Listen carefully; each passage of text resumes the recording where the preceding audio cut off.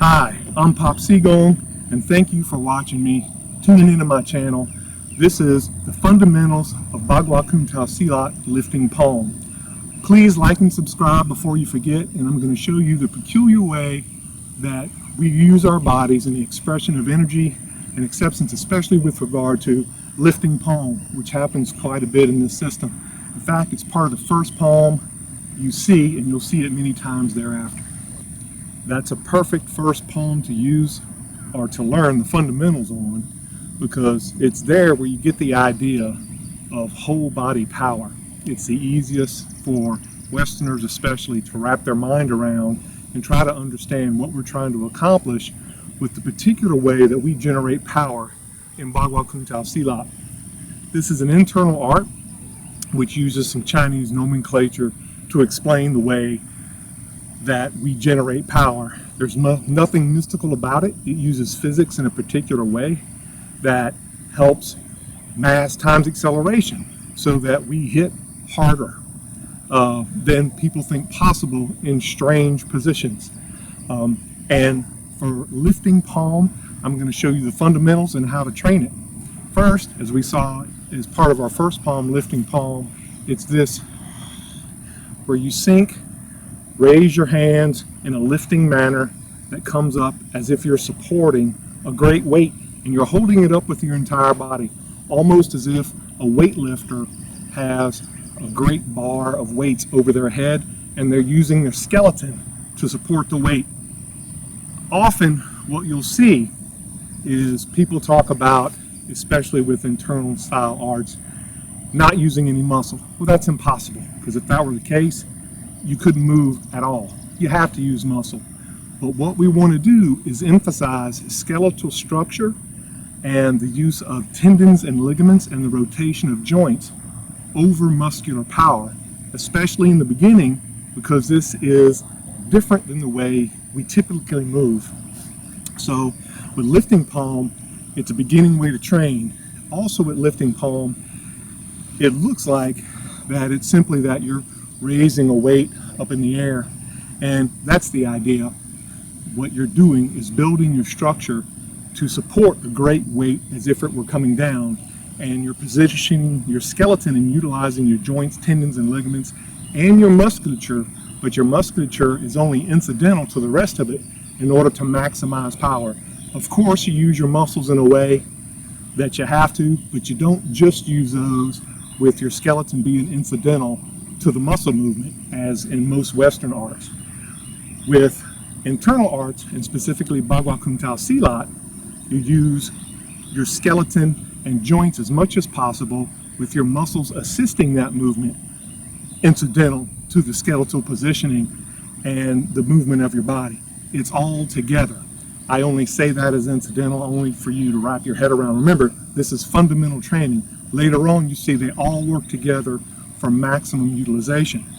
But that said, as we showed in the beginning, and I've shown you on other videos, when you raise it up, you sink so that your center and your body weight is positioning itself under your palms.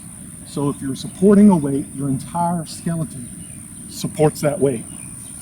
And the only way to really get a sense of that in the old days, they would have you stand post, or just simply stand here and hold that position until your muscles tired out, and you had to subconsciously arrange your skeleton in such a way that it balanced itself on the ground. After a long time regulating your breathing and going into that meditation that would be necessary in order to maintain those long positions, eventually you would find the most efficient way to hold up your body, because you get tired. But that will require thousands of hours of what they call standing post in order for you to find that position. You don't need to do that much. Of course, if you stand post, it'll help. You can speed this up by grabbing a simple weight, and I'm going to show you how to do it in training. However, before we do that, I want to show you can also do it by holding that position. You make your skeleton position itself so that it's as if you're holding up 1,000 pounds of weight, and your skeleton is a pillar or post between the ground and that weight over your head. And as I showed you in the fundamentals of stepping, you move over, you're still supporting that weight with lifting palms on one leg. That leg moves over to a scissor step, you move forward and in step, and you're still supporting that weight as you move, and then you stop, and then you repeat. And you do that the entire time. That quickly facilitates you gaining that idea of full body power, skeletal positioning, and absolute control of your joints when you raise this lifting palm and you're supporting that great weight and you're creating that skeletal structure position and moving those tendons and ligaments. You want each joint in succession from your big toe all the way to the end of your finger to fall in proper alignment so that each one supports the idea that you're holding that weight or expressing that energy in a particular way. So it's all locked together and not simply this arm coming out. That looks a lot, you can move that much faster because you're moving just that mass. However, when you learn to move your entire body at once, especially for a particular movement or expression, then you'll find that you move just as quickly, but you're moving your entire mass with it that's supporting that movement in a particular direction. Not only your entire mass, but your entire momentum from the rotation of each joint all the way from the bottom of your feet and toes to the end of your fingertips. And when you get that wave of motion just through regular physics that's synchronized properly through years of practice, when you express that movement, you can express things and generate power that seems unlikely to somebody who doesn't know what you're doing or can't see it. So you could have that lifting palm, and we use lifting palms to displace the other person and to throw people more often than not, although it can be used as if a boxer's uppercut in a particular way. Also remember that that motion of your joints includes your spine, your hip girdle, your shoulders, all of that, each joint working in tandem with all the other joints in a synchronistic timing to perpetuate your mass to move through, to gain momentum, to accelerate, and to fully express itself. And like I said earlier, you can facilitate that. Instead of doing this, get a moderately lightweight, nothing heavy, because you're going to tire yourself out pretty quickly. And you want to give yourself time to allow you to make those microscopic adjustments in your body and skeleton to support that weight, because you want to tire out your muscles first and quickly so that your skeleton, your tendons and ligaments get a workout. So when that happens, and again, it's not this where you see you can do this all day.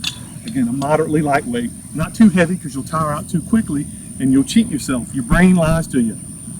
Your brain wants to tell you all sorts of things that aren't necessarily true and rationalizes things to make yourself be right. But this way, you rise and then you hold it. And what you do is you feel that weight pushing on the bottom of your feet. And you feel, I can feel my center supporting my hand, supporting your shoulder. Shouldn't feel that much. If it does, then you're using too much muscle. What you should feel it in your trunk, in your abdomens, and the pressure on the bottom of your feet. If you hold this, especially when you extend it out, and especially if you move as if you do with fundamental stepping to maintain that position, you can see that the only way you can continue to do this, like I said, moderately light, not too light, this is only 20 pounds. Same way, I'm driving underneath it, and my center and the bottom of my feet are supporting this weight. That's what I want. Of course, your muscles have to help, otherwise you couldn't move at all. So when you hear somebody say you're using too much muscle, that's what they mean. You have to use some, but too much is too much, meaning you're not allowing your joints and your skeleton to support the weight or the force that you're trying to express or accept. And lifting palm does just that. Lifting palm trains you to support that. So eventually when you want to express that energy and you have that movement of rising, and when you rise, your weight drops in order to support that rising energy. So, or that rising movement. You express energy in a particular direction. When you do it properly, and I'm going to stand sideways so you can see, When you rise, it's it's your entire body, including your hips and your spine, moving to move in that particular way. It's easy to do. Instead of a simple pat as a parry when somebody passes, I connect with them and feel their center and drive my center, my skeleton, and my entire momentum into their body and center, so they're displaced immediately. Whenever we touch somebody, we want to make sure we disturb their balance, take their space, so they're not just fighting what they see in our technique, but they're fighting themselves and gravity, their balance, my balance, and the connection I just made.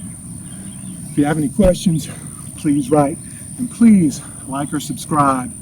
The more likes and subscriptions I get, the more of these videos I can put out. And again, thank you for watching. Fundamentals of Bagua Kuntao Silat lifting poem.